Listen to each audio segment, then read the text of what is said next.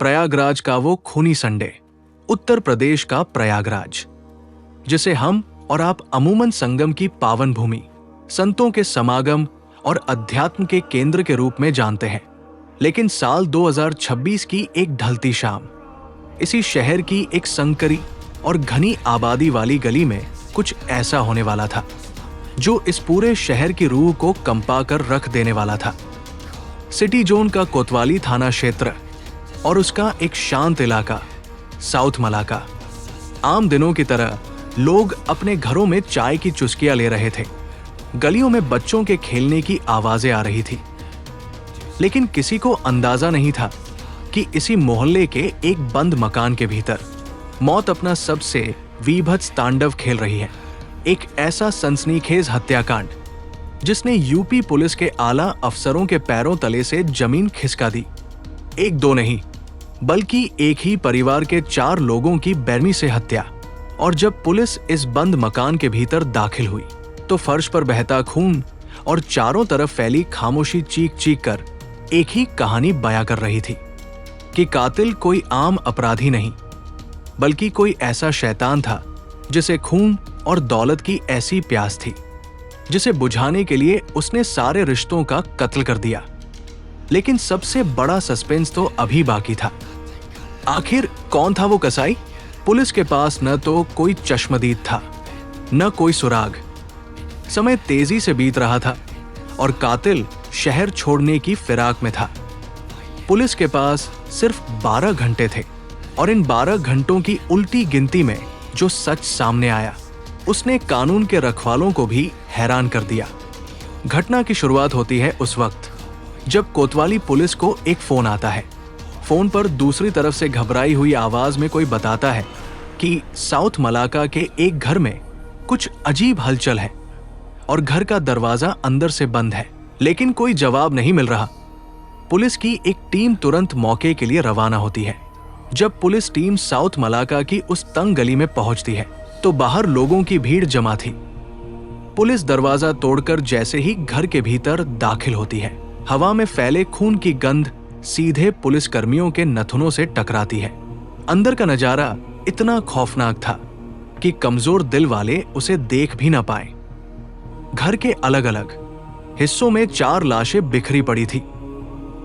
चारों के सिर पर किसी भारी चीज से इतनी बेरहमी से वार किया गया था कि खोपड़ियां चकनाचूर हो चुकी थी।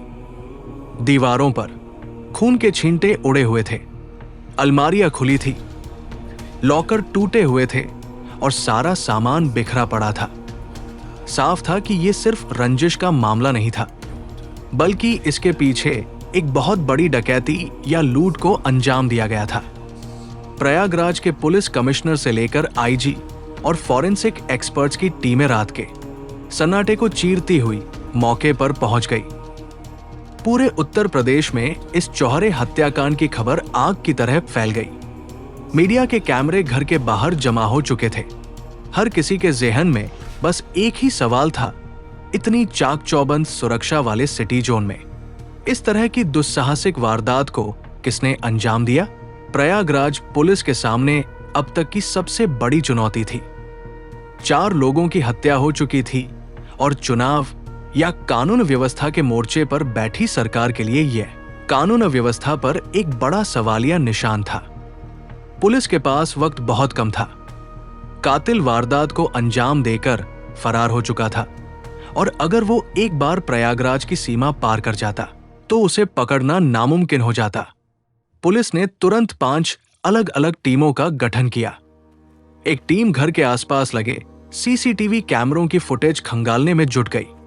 दूसरी टीम आसपास के लोगों और रिश्तेदारों से पूछताछ कर रही थी और तीसरी team mobile tower dump data और सर्विलांस के जरिए कड़ियों को जोड़ने की कोशिश कर रही थी। फॉरेंसिक टीम को मौके से फिंगरप्रिंट्स और पैरों के निशान मिले, लेकिन सबसे बड़ा सुराग हाथ लगा सीसीटीवी फुटेज से। देर रात की एक फुटेज में एक संदिग्ध युवक घर के पास देखा गया जिसके हाथ में एक भारी थैला था और उसकी चालढाल में एक अजीब सी घबराहट थी। पुलिस ने जब उस चेहरे को स्थानीय मुखबिरों और परिवार के करीबियों को दिखाया तो एक नाम सामने आया, सनी गुप्ता। सनी गुप्ता, जो कोई पेशेवर अपराधी नहीं था, लेकिन पिछले कुछ समय से कर्ज के जाल में डूबा हुआ था और उसकी गतिविधियां संदिग्ध थी। पुलिस का शक अब यकीन में बदल चुका था, लेकिन सनी अपने ठिकाने से गायब था। पुलिस के पास अब केवल कुछ ही घंटे बचे थे। सर्विलांस टीम ने सनी गुप्ता के मोबाइल की आखिरी लोकेशन ट्रैक की। वो शहर छोड़कर भागने की फिराक में बस स्टैंड या रेलवे स्टेशन की तरफ बढ़ने की कोशिश कर रहा था। पुलिस की स्वाट टीम और कोतवाली पुलिस ने चारों तरफ से जाल बिछा दिया। घेराबंदी इतनी तगड़ी थी कि चूहा भी निकल न सके और आखिरकार वारदात के महज 12 घंटे के भीतर पुलिस ने हत्यारोपी सनी गुप्ता को धर दबोचा। जब सनी को पुलिस ने पकड़ा तो उसके पास एक बैग था। पुलिस ने जब उस बैग को खोला तो वहां मौजूद पुलिस कर्मियों की आंखें फटी की फटी रह गई। उस बैग के भीतर पीली और सफेद धातु की ऐसी चमक थी जिसे देखकर किसी की भी नियत डोल जाए। पुलिस ने जब बरामद माल की तौल करवाई तो आंकड़े हैरान करने वाले थे। सनी गुप्ता के पास से पूरे 1,002.12 ग्राम यानी करीब 1 किलोग्राम शुद्ध सोना, पीली धातु बरामद हुआ। इसके अलावा 360.26 ग्राम सफेद धातु, चांदी और 1,000 रुपए नकद बरामद किए गए। बरामद किए गए आभूषणों की कीमत अंतर्राष्ट्रीय बाजार में करोड़ों रुपए आकी गई, लेकिन पुलिस के लिए सबसे बड़ी कामयाबी थी उस हथियार की बरामदगी जिससे 4 मासूम जानें ली गई। सनी की निशानदेही पर पुलिस ने आला कत्ल यानी एक भारी लोहे का पाइप बरामद किया जिस पर अभी भी खून के सूखे निशान मौजूद थे। महज 12 घंटे के अंदर प्रयागराज पुलिस ने न सिर्फ कातिल को सलाखों के पीछे पहुंचा दिया था, बल्कि 100% लूटा गया माल भी बरामद कर लिया था।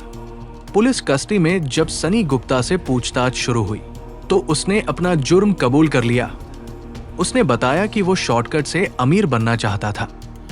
कर्ज के दलदल से निकलने और ऐशो आराम की जिंदगी जीने के लिए उसने इस खूनी साजिश को रचा था।